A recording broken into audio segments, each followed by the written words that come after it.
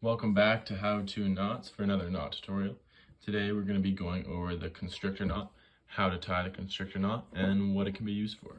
So to start, the constrictor knot can be used to close bags, loose ends, tie something such as a pole, or tie something between two other things.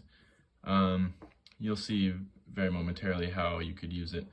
Once you tie it around something, it starts to tighten up and it gets harder to undo. So keep this in mind for the amount of tension you put on this knot, just so that when you undo it, it doesn't get too strong.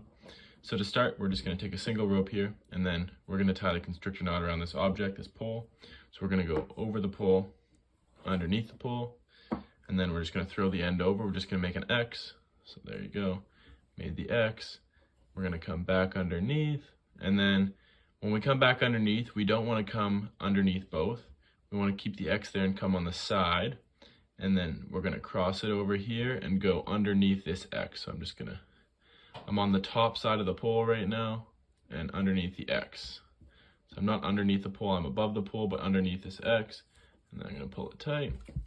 And there you have it. There is the constrictor. And we'll show it one more time even slower, just in case you missed anything. So we're going to start here. I'm going to go over the pole, under the pole, make the X, back under the pole. There's our X. Keep the tail end here on the left side. Then we're going to cross over right here. Here's our X, right? We're going to cross over this one. And then we're not going to go under the bar, but we're going to go under the X. So on top of the bar and under the X, pull it tight.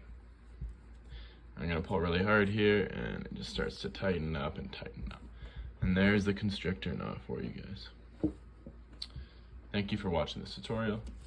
If you liked what you saw here, comment what other knots you want to see, and subscribe to our channel.